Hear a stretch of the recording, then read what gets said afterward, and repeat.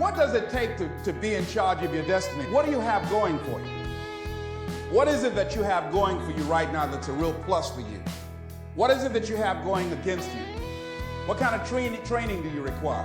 What is it that you need to learn? Don't worry about the fact that you don't have all the things you need in order to make it happen. Decide that you're going to do something about it. Become an active force in your life.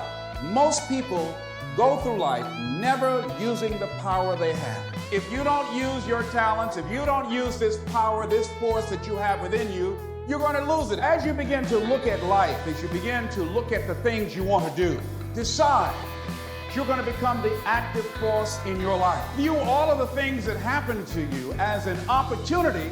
Now you become an active force in your life.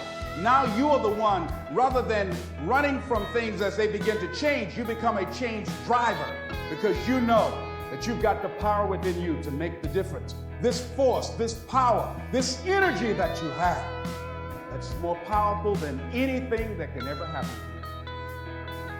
you. How are you feeling this evening? Whenever somebody asks me how I'm doing, I always say better than good and better than most. And that's what I like for you to say. How are you doing? Better than good, better than most. Shake somebody's hand on your right and left and say, you're doing better than good. All right. You know, I like to say that because I believe that we are. We have a lot of things going for us that many of us don't realize, and many of us really never use all the things that we have going for us and ever act on the things that we'd like to act on. And consequently, most of us go through life sleepwalking, never really discovering our true potential, never enjoying life to its full extent. And so, therefore, I think that there are some things that we need to begin to do to take charge of our destiny. How many of you like to take charge of your destiny? Raise your hand, please. Very good. All right. So we're going to do that. And you know, one of the things that really stimulated this, I was with a friend of mine. We were riding back after I'd spoken to her company, and they had a major downsizing. Now they call it right-sizing, when companies reduce the workforce for economic reasons. Well, at any rate, when we were on the plane and she said, you know, I'm no longer going to be with the company. And I said, no. I said, why? She said, well, my division has been eliminated. I said, well, you do have another plan, don't you? And she said, no. I said, but didn't they have something of this nature about a year ago? She said, yes. I said, but did you start thinking that maybe perhaps you need to prepare to do that which you really wanted to do? Because this person that I've known for a long time always wanted to be involved in fashion design. So I said, haven't you been doing something on your fashion designing career? She said, no. I said, but what have you been doing? She says, hoping that nothing happened to me. I said, but hoping is not a process. It's not a method. You know, a lot of people go through life like that. Now, that wasn't really what you wanted to do, but I do a training seminar. One of the things we ask, what would you do if the unthinkable happened to you? What would you do? If you had an accident, or you lost your job, or you were laid off, or you became ill, how would you provide for yourself if the unthinkable happens to you? And it doesn't always happen to the other person. It can happen to me, it can happen to you. But most of us go through life thinking that, well, just maybe it won't happen to me.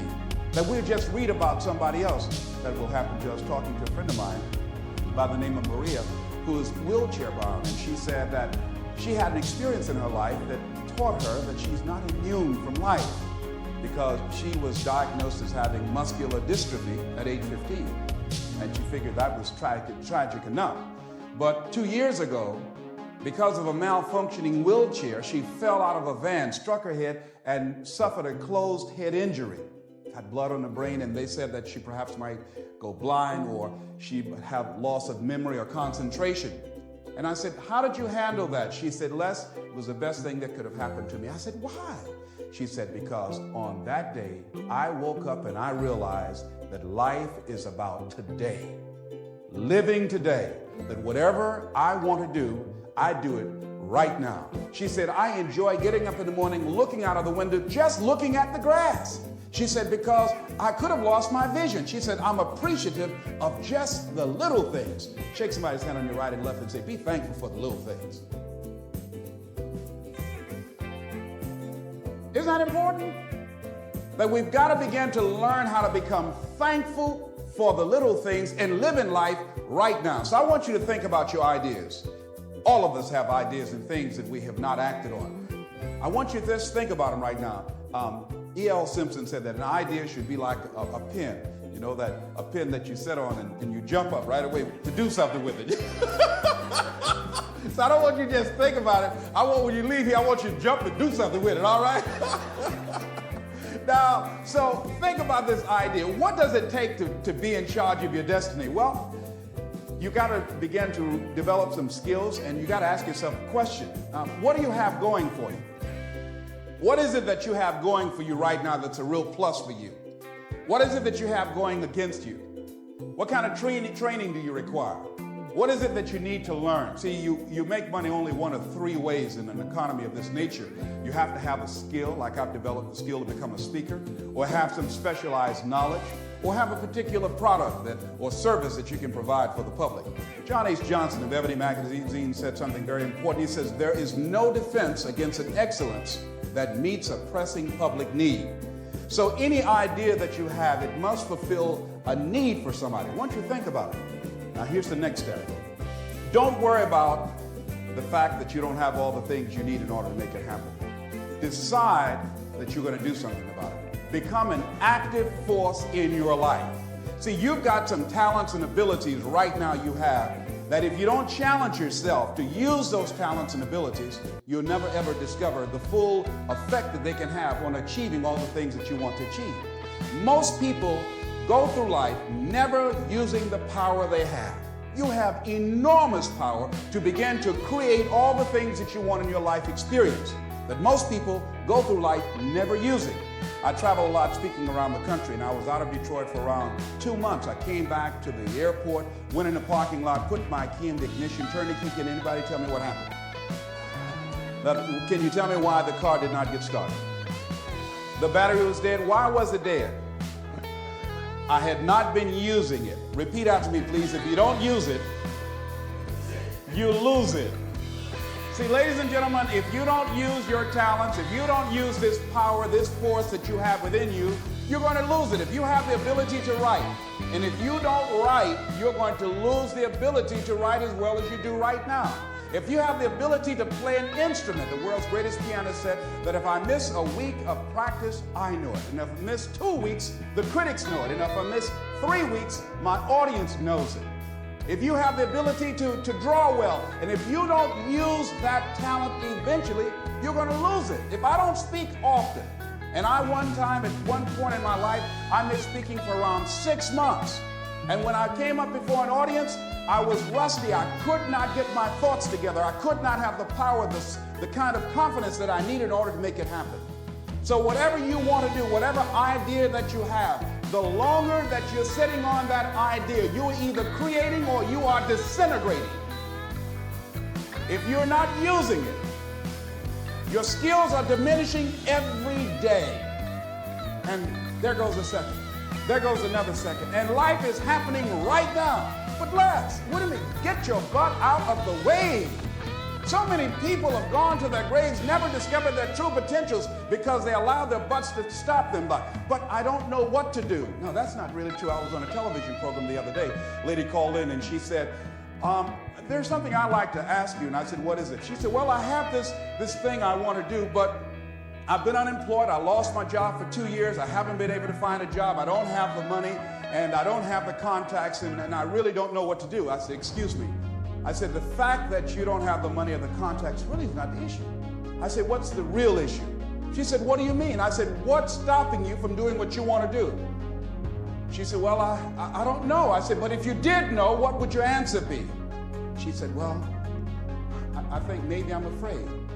I said, what are you afraid of? Maybe I might fail. See, a lot of people allow fear to stop them from living their dream. Answer your calling. Whatever you're called to do, don't count yourself out. Don't say, I can't do that. Many of us go through life saying no, and you don't even know what you're saying no to. You don't know what you cannot do if you're not willing to challenge yourself. Whatever it is that you don't know how to do right now, you can learn I did not know how to speak for major corporations. I didn't know how to do that. But I decided to become a student.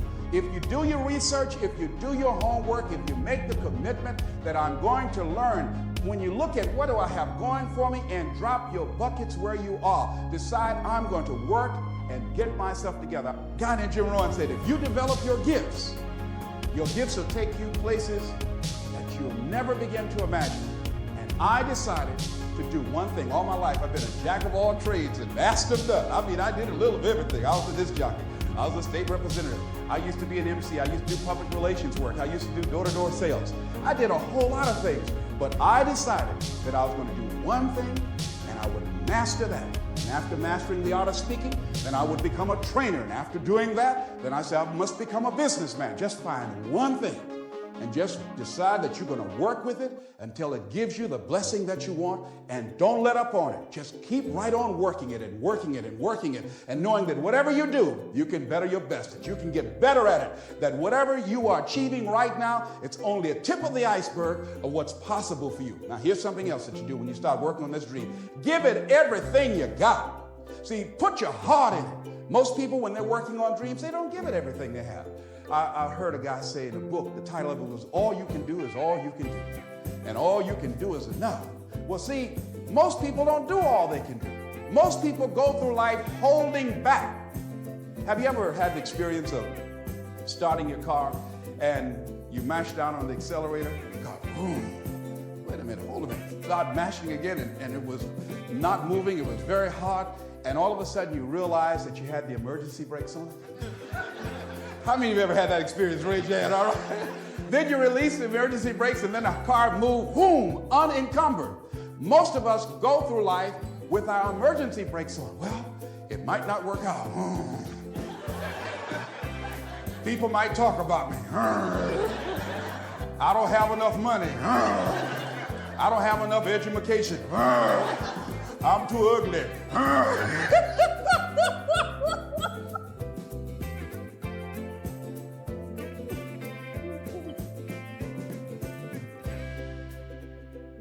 Shake somebody's hand on your right and left and say, what you have is enough. See, you know, there are two kinds of people in life. They're winners and whiners, you know. Most people go through life just whining. I didn't have enough money. I didn't have good credit. They didn't like me, you know. So life is not about that. See, the major key to your taking charge of your destiny is you. I mean, if you have the credit of Ross Perot, that will help. All right? If you got somebody to co-sign for you, that will help. If you happen to be handsome, that will help, you know? If you have people who will support you, that will help. But all of those things are secondary. The major key to your taking charge of your destiny is you. It's you. And even though you might not have all the things going for you that you would like, you have the power within you as you begin to develop your consciousness, as you hold the vision of what it is that you want to do, as you decide to answer this small voice within you. Because as you respond to this voice that's telling you you ought to do this, the way will come, ideas will come to you. You will begin to attract things you need and things that you don't even know that you need right now. You will develop the skills in the process as you look at yourself, finding out what is it you need to do, what kind of adjustments you need to make, what new strategies that you need to begin to implement to make it happen. But if you don't put yourself out here, if you don't become actively involved in life, if you hold back on yourself and continue to procrastinate, when I saw a speaker who I said, I know if this guy can do this, I know I can do that. That was years after I had made the decision to do it. I was holding back on myself. I kept building up all kinds of reasons and excuses to justify why I wasn't acting on my dream. Most people go through life as volunteer victims. They go through life volunteering to be victims, giving excuses on why they're not pursuing their greatness, giving excuses on why they're not doing the things that they want to do, putting it off again and again and again, wasting valuable time. Life is very valuable, ladies and gentlemen. Time is very valuable, and it's very fragile. You've got to decide to do what you can right now, and don't delay. living your life like a sense of urgency. Repeat this, please, and tell somebody right and left. Live your life now. Be happy now. This is not a dress rehearsal. Do that, please.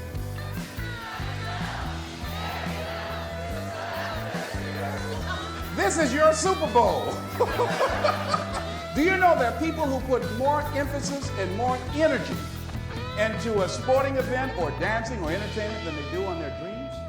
They have more interest in who won a particular game than where they are in relationship to their goals and their ambitions and developing themselves. So you want to begin to get your priorities in order. Ask yourself the question, the people in my life right now, are they contributing to my growth and development? Are they making me a better person? What I'm doing right now, is it nourishing me? Does it empower me? Is it giving me what I need out of my life right now? Is it challenging to me? Is it making me stretch mentally and emotionally and spiritually? Is it getting the best out of me? See, this is the only life you've got. So you don't want to squander it doing something you don't want to do, feeling you can't do any better. You can do better. You should do better. You deserve to do better. You're entitled to that. That is your right to do better. So resolve that within yourself. Make it something in your life that you just won't compromise on. See, it is important to me that I be able to provide for my mother. That is not optional. To be able to provide for my children. There's a standard of living that I'm going to enjoy. It is not optional. It's not something that I would like to see happen. It's not something that it'll be okay. It's something that I value. And as you begin to look at your life, draw the line and say, hey, what is it that I need that can give me a sense of fulfillment? What is it that I need right now that I would enjoy, that will give my life some music and some power? Decide that, because you deserve that. But if you don't decide that and decide to make that happen, it will never happen for you. It will never happen for you. I did a training years ago, and after this particular seminar, I'll never forget a lady who was 85 years old. She stood up and we asked her a question, anybody has anything great to share? And she said, yes. She said, this was a very enriching seminar for me. It really opened my eyes. She said, I'm 85 years old.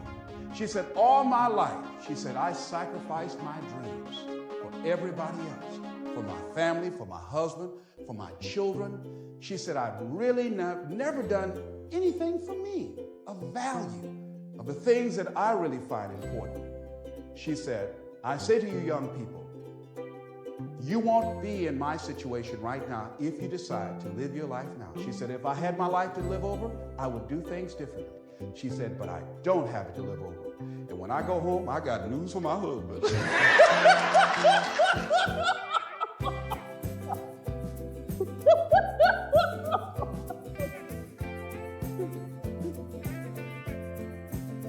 So repeat after me, please. I'm going to live my life now. I deserve that. Okay, now here's something else I want you to realize. Things are going to happen. You've just got to handle it. My goddaughter, Nika Williams, who lives in Columbus, Ohio,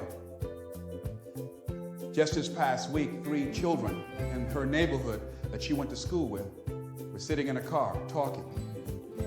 An intoxicated driver lost control of his vehicle and ran into that car and killed those 3 kids. The children that they went to school with experienced pain and grief and shock, but they became actively involved in putting together the funeral services. And I talked with her. I said, how you doing, Nika? She said, I miss them.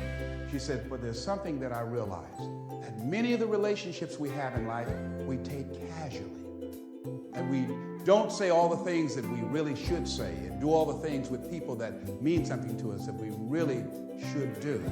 And she said, I'm going to miss them, but it's really alerted me about how unpredictable life is. And so now she's going to become a very sharing person, more so than ever before, and all of the other young people that were involved. But they were handling it. And as you begin to look at your life, decide to handle things. When you decide that you want to begin to take control of your destiny, there are going to be some sacrifices that you're going to have to make. There'll be things that you're going to have to decide. I got to give this up. I've got to let this go. Many times you will have problems in your personal relationships. When I decided to become a motivational speaker, I was gone sometimes for weeks when I left home before coming back. And I'll never forget, I did a big major rally for a guy by the name of Dexter Yeager, a big Amway rally called Free Enterprise Day. And after speaking, people were chanting, "We want the motivator, we want the motivator." Well, I was excited. So I ran back to the phone after I came off stage and I called the young lady that I was dating then. I said, "Look," I said, "I wiped them out. They love me." They were saying, "We want the motivator." Listen, they're saying, "We want the motivator, we want the motivator." So she said, "Les, I need to tell you something." I said, "What?" And I heard a voice in the background said, "Hurry up and tell him." I said, "Who's that?" She said, "Les, you've been gone so long." I said, yes, I've been working on a dream, and I'm sorry, the relationship is over." "What? You gotta be kidding me." I said, "Hang on." I said, "Wait." And I said, "Mr. Motivator, come on." I said, "Hold a minute, wait." I said, "Mr. Motivator, calm down." I said, okay. I went outside, I looked at the people, I said, "You got to have a dream that's real big."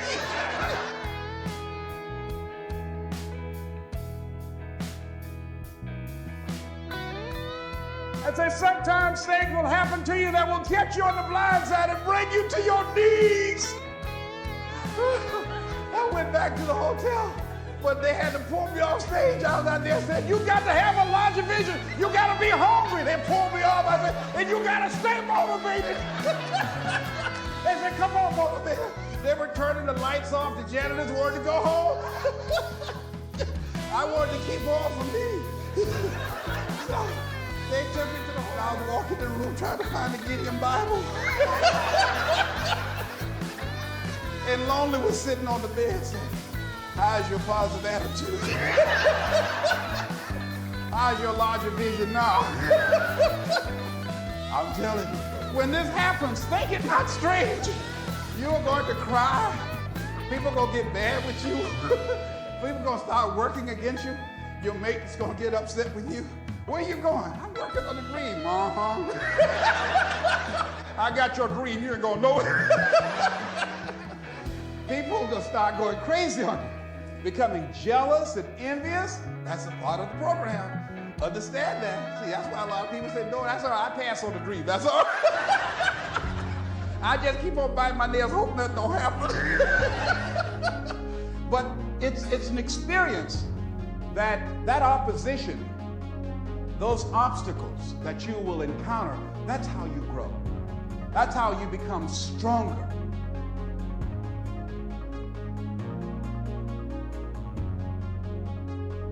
Now, will there be some tight moments? Will there be some times that you want to give up? Yes.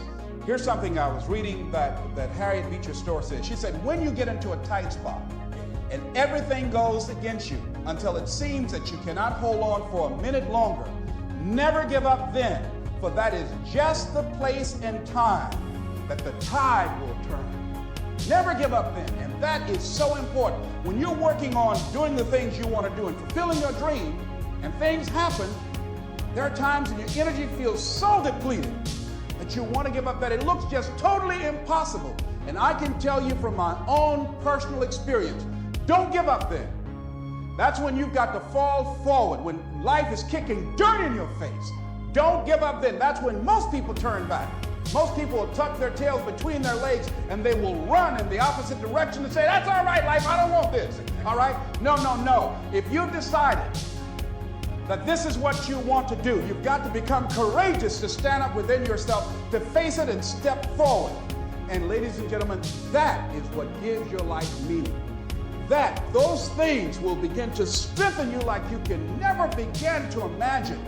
And I tell you, one of the most painful experiences I had in my life was also one of the most enriching, because they say that pain opens the space in the heart for joy.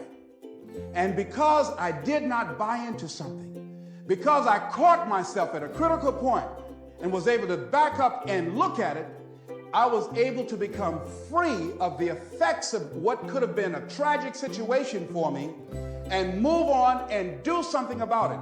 But I learned in the process that I had to learn to surrender and give certain things up. See, in life, everything that happens to you, there's a lesson in it. There's a lesson in it for you. if you look at it, whatever happens to you, just look at it and view life that you're a student of the universe and say, what's in here for me to learn? One of the most tragic things that happened to me that could have been a tragedy was when I wanted to buy my mother a home, and I did that. And in my haste, and it was the first major purchase of property that I ever made in my life. And so I was naive. And so when we were sitting there at the closing, the attorney said, have you done a title search? And I said, what's a title search? And she said, well, that's when you check to see whether or not there are any liens against the property before you purchase it so that you don't inherit any financial obligations of the previous owner. So the guy interrupted and said, look here. He said, the only reason that I'm selling you this house, and I'm doing it at a loss, I can actually make more money. But the only reason that I flew here from Philadelphia to sell you the house specifically is because I admire the fact that you're adopted and you want to buy this home for your mother. And he said, there are no liens on the property. I just want to help you. So I looked at my attorney. I said, I believe you. She said, Les, this is business. I'm not questioning his integrity, but I advise you not to sign the contract now. I looked at him. He said, if you're not going to do it, man, I'll just go ahead and make the money that I was going to make. I said, okay, no. I want to do it. I said, I'll do it. So she said, okay. She said, this is not the last house in the world. I signed the contract. After being in the house for around 2 months, I received a notice that I had to pay a lien of $25,000 or I had to get out of the house. I called the attorney. I said, look here, sir. I said, my name is Les Brown. I'm the new owner of this property. I said, I bought this home for my mother. I said, she's 80 years old. I said, she has a bad heart, serious condition. I said, and I just cannot give up this home. And I just exhausted all of my resources to buy the house. It's all I have. I said, can we work out some kind of monthly payments? I don't know how much I can get, but if you can work with me, I guarantee I'll give you my word. I want to keep this home. I'll pay you back. He said, we want the money in 6 weeks or you have to get out of the house. It's going to go in the auction. I said, oh. I said, but I borrowed everywhere I could just to get the $12,000 to put down on it. He said, mister, that's not my problem. You should have had a title search done. So I went back home and I worried for weeks. I lost around 23 pounds. I would go home to catch the mail so my mother would get it. They put a listing in the newspaper. People were driving around, wanted to come in the house to look at it. So I put a sign out front saying that the newspaper article was an error, saying the house was up for sale. And finally, when they were coming for the day they were going to auction it on the courthouse steps, I knew the moment of truth had come, I had to tell my mother. So I walked all night that night. Around 2 o'clock in the morning, the children were asleep, my mother was asleep. I said, Lord, why did this have to happen to me? I said, I'm trying to do the right thing. I want to provide for Mom. I'm not out stealing and robbing. I want to provide for my children. I said, why did this have to happen to me? I was personalized, not feeling like a victim. And so finally, I had to go in there and I had to tell my mom. So I kneeled by the bed. I said, Mama, I got something to tell you. She said, what? I said, you've got to move out the house. She said, why?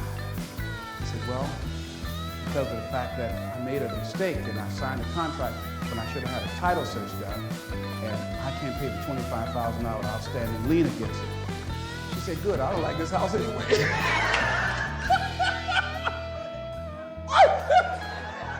I said, but you told me you did. She said, I just said that for you because you like it so much. She said, it's a two-story, baby, and the arthritis. I can't climb the steps. But you told me you could, Mama. Oh, I just did that for you. I walked up the steps and I was in the room saying, that fool crazy with his house. I said, oh, Mama. So I'll never forget when we had to pack up and go back to the old house we had moved out of in Liberty City, right down the street from Miami Northwestern High School. And the neighbors were out looking. Isn't that Mamie's boy? They're coming back, you know. I was so embarrassed. I mean, I turned red, but couldn't nobody see it, you know? You know? So my sister came over. She didn't make it any better. She went, mixed the big time. Won't get no job going around running your mouth. Yeah, you got a dream to get Mama home. Now, back where you belong here. We came in the house and the roaches were playing bid whist. They said, y'all come on in, we miss y'all. And as I was taking furniture off the truck, I was so hurt and humiliated. I felt beaten. And I began to cry, and I held my head down. And my mama said, hold your head up. I said, Mama, I just can't. She said, hold your head up. You have nothing to be ashamed of. You did the best you could. Hold your head up. She said, yes, ma'am. So I was carrying the furniture. And I had to give a lecture that week on forgiveness. And I can't talk about anything unless I'm doing it myself. And I had to forgive and forget. Let it go so that I can do it. It took me time to work through that. But I did, and I was able to give the lecture. And to this day, I can't even remember the guy's name. But because I let it go, and I began to focus my energy in the now, later, I got a bigger and better home for my mama.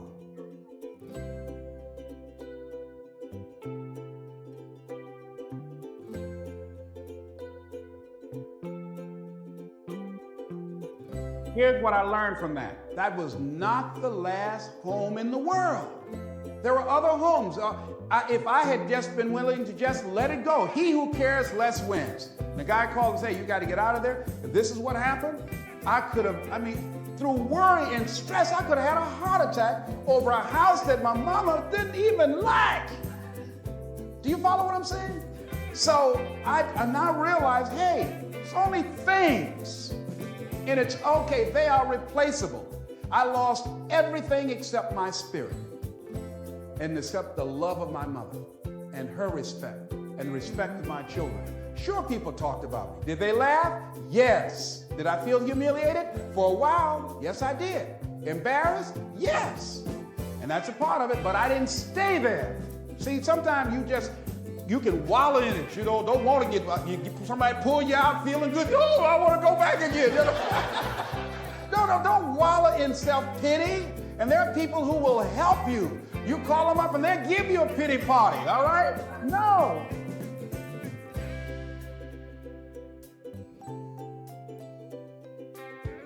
I talked the other night about some explorers that were in Africa. And they saw these two little boys who were playing with what appeared to be marbles. And they went up to these little guys and said, here, let me give you some candy for that. Little fellas ate the candy and liked that. I said, can we have some more? I said, yes. But would you give me what you were playing with? They said, yes. And they gave these shiny little rocks, so to speak, to the explorers. And the explorers, taking them back and examining them, discovered they were large-size, uncut diamonds. They had a fortune. The little boys had a fortune in their hands, but they didn't know. They did not know. Repeat after me, please. If we knew better, we would do better. See, there are many of us. We work for people and sometimes put in 60 and 70 hours a week. Why? Because we have the ability, the talents, and the skills to contribute to the long-term growth and development and profitability of the company. Do we do that for ourselves? Oh, no, why? Well, we say, well, I've got security. There's no such thing. It's an illusion in your mind. We go through life creating these illusions for ourselves.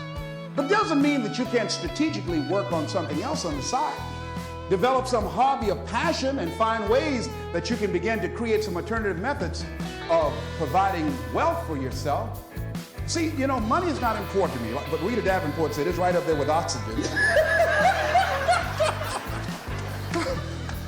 But it is important to me that it not be important. I got that from Rhea Steele. That's important. It is important to me that it not be important. Make it important to you to live your dream. See, how many of you fly airplanes? You've been in an airplane? Raise your hand right now. How many of you ever lost your luggage? Raise your hand, please. Raise your hand. All right, very good. Now, how many of you, if you knew your chances of getting to your next destination were as good as your luggage, would you still get on an airplane? No hands went up. You know why? You know how you can get on the airplane where your luggage is supposed to go and you show up and your luggage does not show up? Because the airline has made human cargo getting to the destination important, more important than the luggage. Aren't you glad? She said, yeah, I ain't gonna fuss no more. So as you begin to look at life, as you begin to look at the things you want to do, decide that you're going to become the active force in your life. Decide that you're not going to go through life feeling like a victim. Decide that when things become challenging, and they are, that you're not going to personalize it, that you're going to look at it and you do whatever you must do in order to work things out and learn from it. Learn from it. That's the key. I like what Charles Udall said. He says, in life, you will always be faced with a series of God-ordained opportunities, brilliantly disguised as problems and challenges. If you've lost your job, don't say that I've been laid off. Just say, I've been given an opportunity by the universe to find my life work.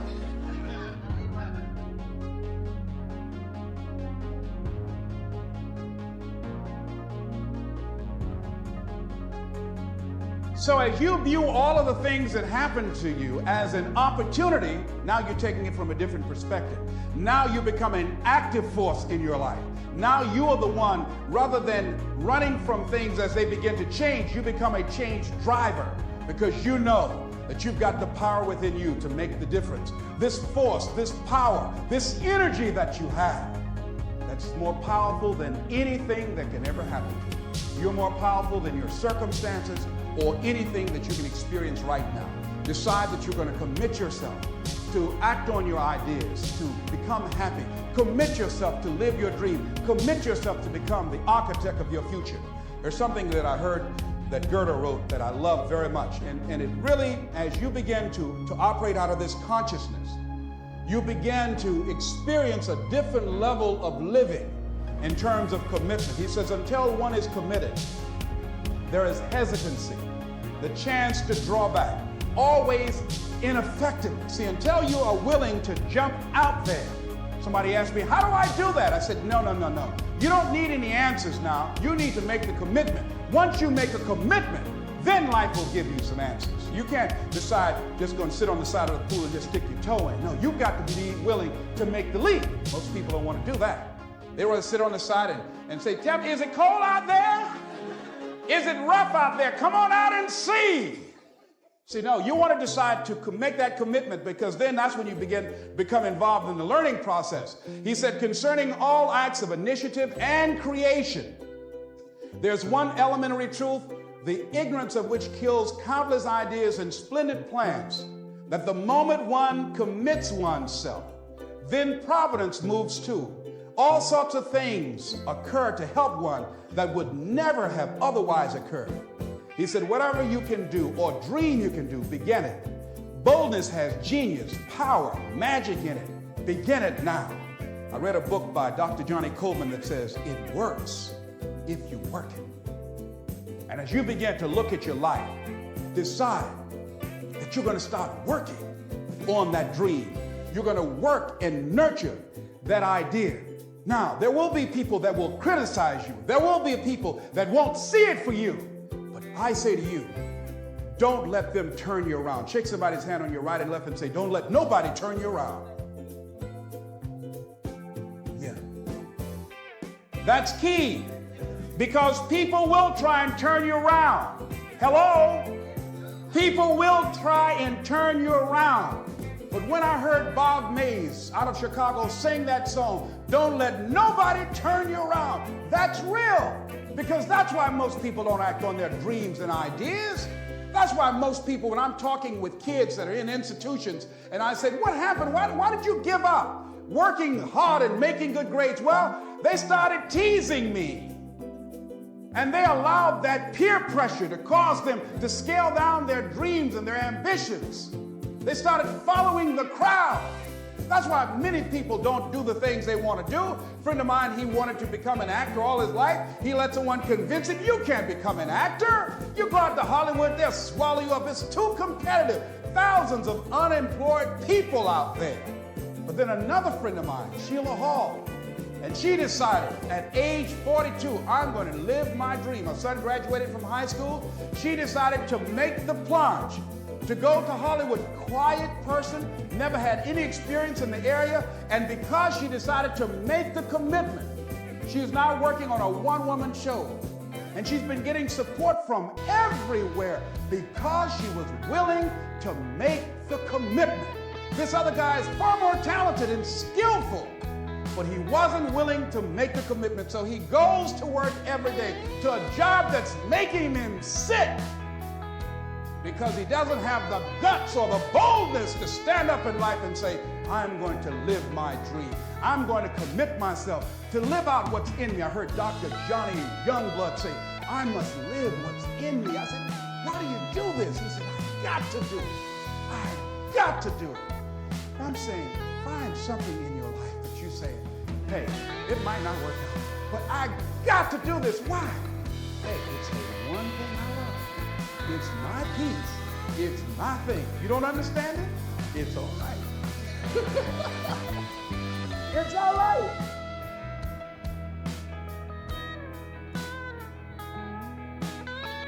You don't need anybody to understand it. You don't need anybody to approve you.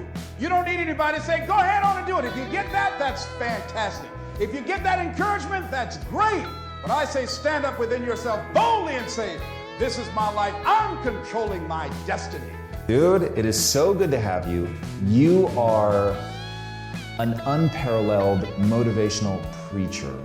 And I use that word very intentionally. You have a way of conveying a message with such chills-inspiring, goosebump-giving power. It's really, really extraordinary to witness, and becomes all that much more powerful knowing that you didn't start there, that wasn't sort of naturally, your beginning. And you've called life a battle for territory.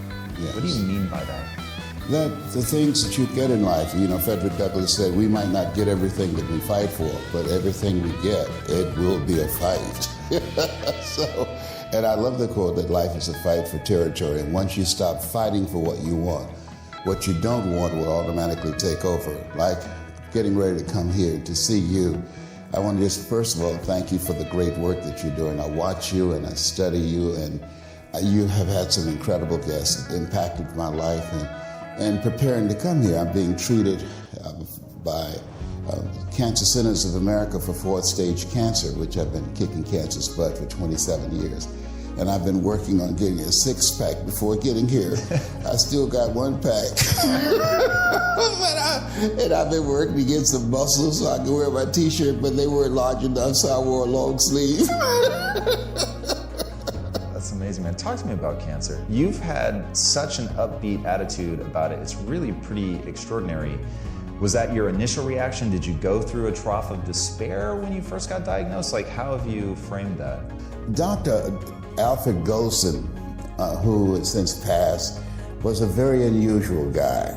And he told me, he said, Mr. Brown, you have cancer. I said, can you give me a second opinion? He said, yes, and you're ugly too. I said, oh my God.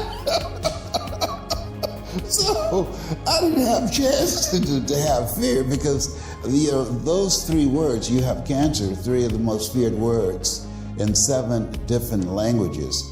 I saw it as a fight.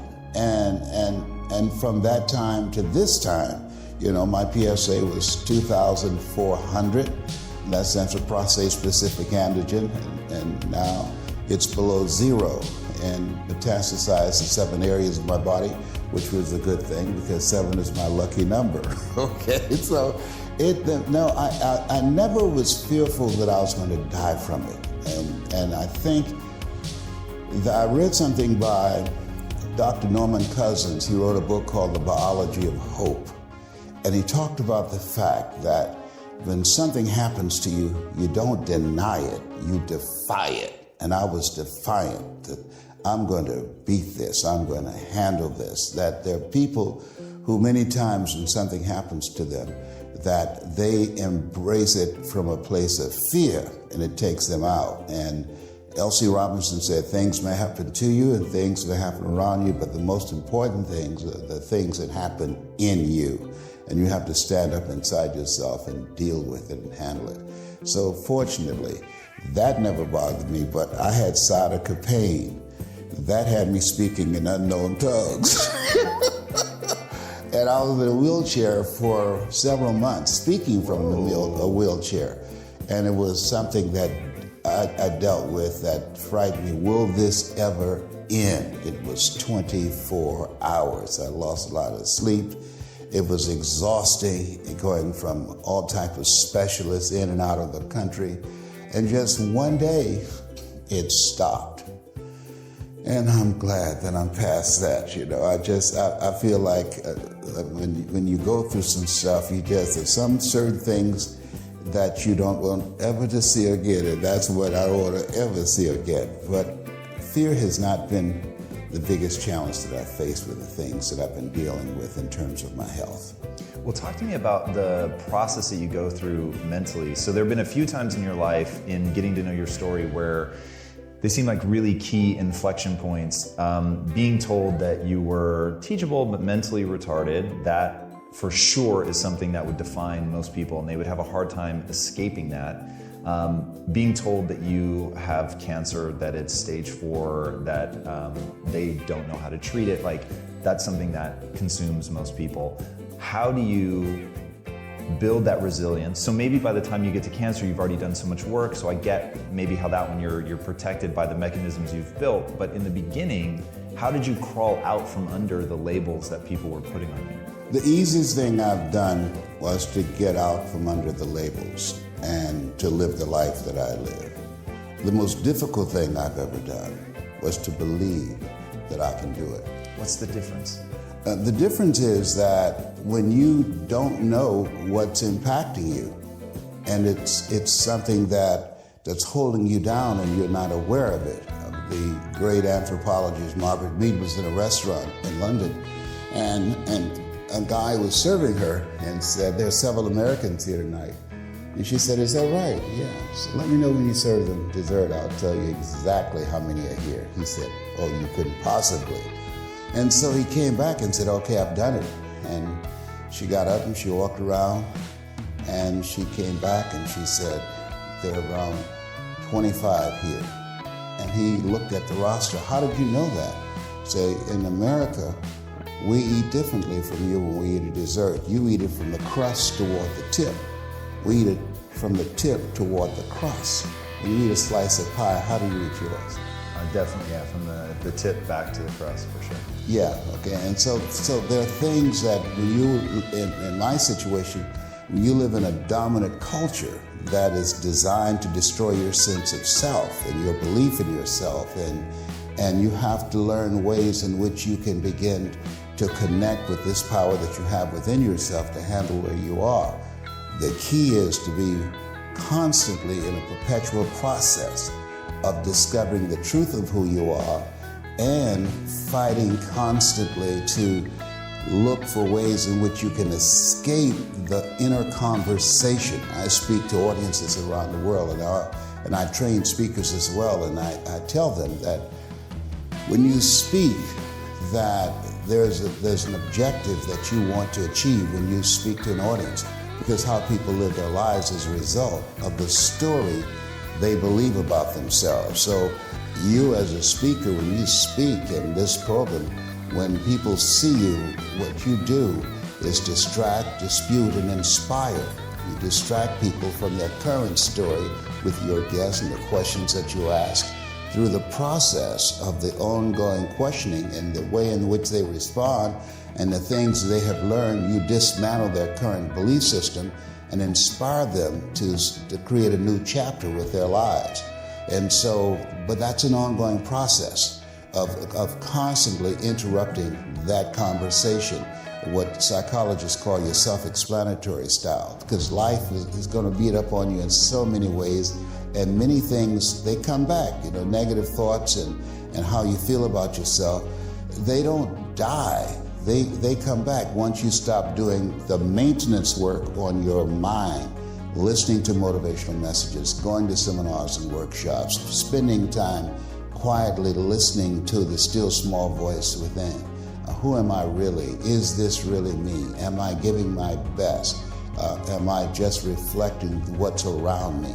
Because all of these various things affect how we show up in life. And so having a strategy to continuously find ourselves reaching higher. Robert Schuller had a book, it's not very popular, but I loved it. It's called Peak to Peak, U-P-E-A-K to P-E-E-K, because you're constantly reaching higher to find out and discover your better self. One of the things you mentioned as I was listening to you is a person, Mr. Washington, that shaped your life. I have a twofold question. We know one of the individuals who shaped your life was Mr. Washington. Another one was Miss Mamie Brown. But what has shaped your life? The desire to make my mother proud. I'm talking to you because of two women. One gave me life, the other one gave me love. God took me out of my biological mother's womb and placed me in the heart of my adopted mother. And so my mother, as a kid, she's my hero. You know, Father's Day came around, I gave her a Father's Day card too, because she was not just my mother, but she served as a father as well for 7 children that she did not give birth to. And I always wanted to do something to make her proud. I want to talk about greatness just for a moment. What has been your greatest life lesson? That there are things that you can do that you don't know that you can do. That's why the book of life says, eye has not seen, ear has not heard. I never saw myself speaking in the stadium before 80,000 people. I never saw myself standing on a stage in Poland to 30,000 people and over 51 different countries. Those are things that I accomplished that I did not see coming. When I realized that there are things that we can do and things that we can achieve that we cannot see. And because we cannot see does not mean we cannot do it. That's why we're taught to lean not unto thine own understanding. That we've been programmed and indoctrinated with a mindset to be logical, practical, and realistic. But when you step out of your history, your mindset, and live from your heart, where your heart is, there your treasure is also, that transports you to begin to live out of your imagination. And Einstein said the imagination is the preview of what's to come. And it takes discipline and persistence to do that. That's what's required to get out of your head and into your greatness and to live and to do the greater work.